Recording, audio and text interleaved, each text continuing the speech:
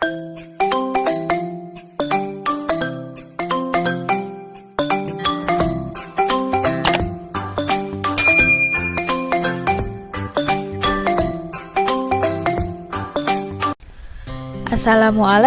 warahmatullahi wabarakatuh bocah-bocah. Ayo sinau basa Jawa bebarengan bareng Bu Eva. Ing video iki bocah-bocah bakal sinau basa Jawa wulangan loro, yaiku pengalaman kang nyenengake. Nah, bocah-bocah, kira-kira sapa sing tau plesiran ning panggon wisata lan nyatet apa sing diweruhi ning panggon wisata iku? Bocah-bocah, apa kowe ngerti yen iku kalebu pengalaman sing nyenengake lan uga kalebu isi laporan hasil observasi lho? Nah, ing video iki ayo padha sinau. Kaping 1, yaiku struktur lan isi laporan hasil observasi. Jadi yang pertama kita akan belajar tentang struktur dan isi laporan hasil observasi. Kaping 2 yaiku pengalaman pribadi. Jadi yang kedua kita akan belajar tentang pengalaman pribadi. Kaping 3 yaiku teknik nyusun teks hasil observasi. Jadi yang ketiga kita akan belajar tentang teknik menyusun teks hasil dari observasi. Nah, bocah-bocah, apa sih iku laporan observasi? Jadi laporan observasi yaiku teks utawa catetan sing bisa nerangake informasi babagan objek sing wis diamati. Jadi laporan observasi itu adalah suatu teks atau catatan yang bisa menerangkan atau menjelaskan suatu informasi tentang objek yang sudah kita amati. Nah, opo ae ciri-ciri laporan observasi iku? Jadi ciri-cirine yaiku kaping 1, isine ditulis adhedhasar kasunyatan utawa fakta miturut pengamatan sing wis digawe. Jadi yang pertama itu isinya harus ditulis berdasarkan kenyataan atau fakta menurut pengamatan yang sudah kita lakukan. Kaping 2 yaiku kudu ditulis kanthi lengkap lan sempurna. Jadi nomor 2 itu kita harus menuliskannya dengan lengkap dan juga sempurna. Kaping 3 yaiku bisa dinalar. Jadi yang nomor 3 ini maksudnya harus bisa dipikir dengan logis atau bisa dipertimbangkan baik buruknya. Struktur laporan observasi. Nah, kira-kira apa ae sing kelebu struktur laporan observasi iku? Jadi, kaping 1 yaiku ana irah-irahane utawa judule kudu dipilih tembung sing becik, cekak lan jelas. Jadi, judulnya harus dipilih dengan kalimat yang singkat, padat dan jelas. Kaping 2 yaiku ana wiwitan utawa bagian awal, yaiku duweni isi gambaran umum bab objek sing arep diamati. Maksudnya yaitu bagian awal ini berisikan tentang gambaran umum tentang objek yang akan kita amati. Ono opo ae? Nah, nomor 1 ono papan observasi. Maksudnya yaitu tempat kita melakukan observasi. Nomor 2 yaitu ono waktu pengamatan. Maksudnya yaitu waktu kita melakukan pengamatan atau observasi. Nomor 3 yaiku ono objek sing diamati.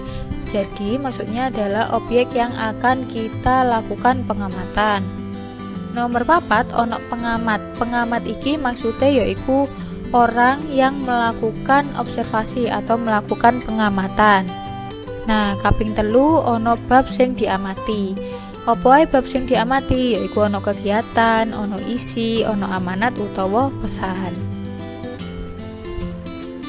Nah, ya apa tulodo laporan hasil observasiku? Nah, ing tulodo iki yaiku ana laporan hasil observasi Pantai Popo. Papan observasi yaiku Pantai Popo. Jadi, tempat observasinya yaitu di Pantai Popo. Waktu pengamatan Minggu 7 Agustus 2016. Jadi, waktu pengamatannya yaitu hari Minggu tanggal 7 Agustus 2016. Objek sing diobservasi yaitu TPI. Jadi objek yang dilakukan pengamatan atau observasi yaitu di TPI atau tempat pelelangan ikan. Pengamat yaitu Rini, jadi yang melakukan pengamatan atau yang melakukan observasi bernama Rini. Nah, ya apa hasil observasi nih? Nah, koyo tabel ngisor iku. Ono nomor, ono wektu pengamatan, ono sing diobservasi, ono hasilnya observasi. Jadi tulodoe koyo ngene, nomor 1 wektu pengamatan jam 7, sing diobservasi yaiku ing loket karcis. Hasilnya opo? Hasil observasi yaiku regane karcis mung 3.000 rupiah. Nah, nomor 2 wektu pengamatane jam 7:10, sing diobservasi yaiku ing pendopo. Hasil observasine pendopo iku gede lan resik. Nah, nomor 3 waktu pengamatane yaiku jam 7:30 utawa jam 7:30, sing diobservasi yaiku ing TPI. Nah, hasil observasine opo? Bisa ditulis kaya ngene, ono kapal bongkar iwak. Nah, nomor 4 waktu pengamatane jam 3 sore ya, sing diobservasi. Nah, iso ditulis ngene, persiapan mulai. Nah, hasil observasine apa? Hasil observasine yaiku toto banjur budal mulai. Nah, bocah-bocah, ayo sinau pengalaman pribadi. Saben bocah iku mesti duweni pengalaman. Nah, bocah-bocah, pengalaman iku bisa dibedakake dadi loro. Kaping 1 ya ono pengalaman sing nyenengake, yaiku pengalaman sing isine kedadian-kedadian neng semake utawa nyenengake. Jadi yang pertama yaitu pengalaman yang menyenangkan, yaitu pengalaman yang isinya tentang kejadian-kejadian yang sangat menyenangkan. Tulodoe yaiku plesiran ing telaga, melu kegiatan pramuka, dolanan karo konco lan sapanunggale. Jadi contohnya yaitu saat kita berwisata atau jalan-jalan di danau atau telaga, kemudian ikut kegiatan pramuka, kemudian bermain dengan teman-teman dan lain-lain. Kaping 2 yaiku pengalaman sing renyuwake, yaiku pengalaman sing isine kedadean-kedadean sing gawe susah ati utawa nyediake. Jadi yang kedua itu adalah pengalaman yang menyentuh, yaitu pengalaman yang isinya tentang kejadian-kejadian yang membuat susah hati atau membuat sedih. Nah, tulodoe yaiku tiba saka sepeda, ora dadi juara kelas, nandang loro lan sapanunggale. Jadi contohnya yaitu jatuh dari sepeda, kemudian tidak menjadi juara kelas, kemudian sedang mengalami sakit dan lain sebagainya. Teknik nyusun teks hasil observasi. Nah, bocah-bocah ing jerone teknik nyusun teks hasil observasi iku ana sing jenenge pengalaman sederhana utawa prasaja. Kira-kira apa ya iku pengalaman sederhana utawa prasaja? Nah, pengalaman sederhana utawa prasaja yaiku wujud informasi tulis sing menehi pawarta utawa berita penting ngenani sawijining kedadean utawa kegiatan. Jadi pengalaman sederhana yaitu bentuk informasi tulis yang memberikan sebuah berita penting mengenai suatu kejadian atau suatu kegiatan. Nah, opo ae bab-bab kang kudu digatekake nalika nulis laporan sederhana iku? Nah, bocah-bocah, bab-bab kang kudu digatekake nalika nulis laporan sederhana yaiku kaping 1 kudu objektif. Yaiku bab sing dilaporake kudu bener-bener dilakoni. Jadi yang pertama itu kita harus objektif, yaitu bab yang kita laporkan atau kita kumpulkan harus benar-benar kita lakukan. Kaping 2 kudu jangkep, yaiku isine laporan kudu jangkep kaya kang didhawuhake bapak utawa ibu guru. Jadi yang kedua itu harus lengkap.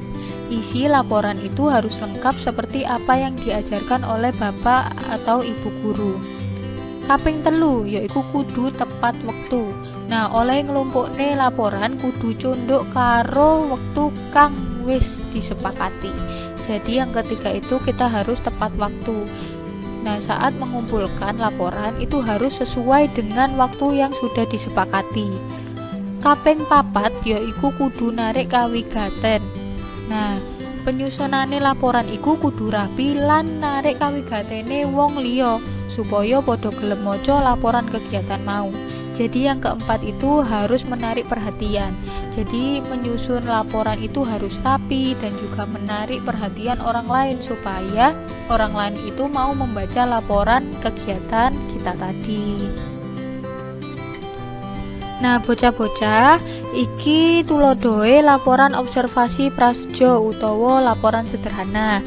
Nah, ing kene ana jeneng kegiatan. Jeneng kegiatannya yaitu mengeti HUT Kemerdekaan RI. Jadi nama kegiatannya yaitu memperingati Hari Ulang Tahun Kemerdekaan Republik Indonesia. Terus waktu kegiatannya yaitu tanggal 13 sampai 14 Agustus 2015. Jadi waktu kegiatannya dimulai tanggal 13 sampai 14 Agustus 2015. Terus papan panggonane yaitu ing lapangan sekolah. Jadi tempat kegiatannya yaitu di lapangan sekolah. Nah, terus guru pembimbingi arane Bapak Wildan MPD. Jadi nama guru pembimbing laporan ini bernama Bapak Wildan MPD atau Magister Pendidikan. Nah, tabel laporane ku koyo ngene bocah-bocah, ono nomor, ono kegiatan sing dilakoni, ono hasil kegiatan, ngono ya. Tulodohe nomor 1. Kegiatan sing dilakoni yaiku lomba ngempit pelembungan. Hasil kegiatane yaiku bocah-bocah kelas 1 bisa nindakake kanthi trengginas, kabeh padha seneng lan semangat. Jadi maksudnya adalah kegiatan yang dilakukan pada laporan ini yang pertama adalah lomba gempit balon ya. Hasilnya adalah bocah-bocah atau anak-anak kelas 1 bisa melakukannya dengan sangat aktif. Semua sangat senang dan juga semangat. Nah, tulodo nomor loro, kegiatan yang dilakoni yaiku lomba nglebokake paku menyang gendul. Hasil kegiatannya yaiku bocah-bocah kelas loro bisa nindakake kanthi disiplin, bisa urut antri ora ono sing rebutan. Jadi maksudnya nomor 2 ini adalah kegiatan yang dilakukan yaitu lomba memasukkan paku ke dalam botol.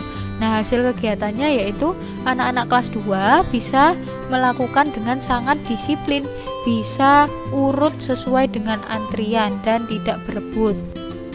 Nomor 3, kegiatan yang dilakoni yaiku lomba mangan kerupuk.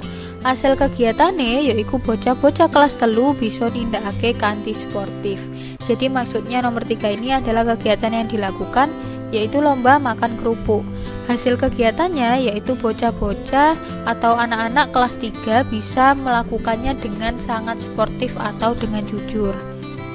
Nah, nomor 4, kegiatan yang dilakoni yaitu lomba balapan gendera. Hasil kegiatannya kanthi nindakake bebarengan kegiatan kasebut, bocah-bocah kelas 4 bisa ningkatake kerjasama sajroning kelompok. Jadi maksudnya nomor 4 ini kegiatan yang dilakukan yaitu lomba balap bendera atau lomba pindah bendera. Nah, hasil kegiatannya yaitu dengan melakukan secara bersama-sama kegiatan tersebut, anak-anak kelas 4 itu bisa meningkatkan kerjasama di dalam sebuah kelompok. Terus nomor 5, kegiatan yang dilakoni yaitu lomba balapan karung. Hasil kegiatannya yaitu bocah-bocah kelas 5 bisa nindakake kanthi sportif. Jadi maksud nomor 5 ini kegiatan yang dilakukan yaitu lomba balap karung ya. Nah, hasil kegiatannya anak-anak kelas 5 itu bisa melakukannya dengan cara sportif dan atau jujur ya. Wah, alhamdulillah bocah-bocah, sinau bebarengan basa Jawa dina iki cekap semanten nggih.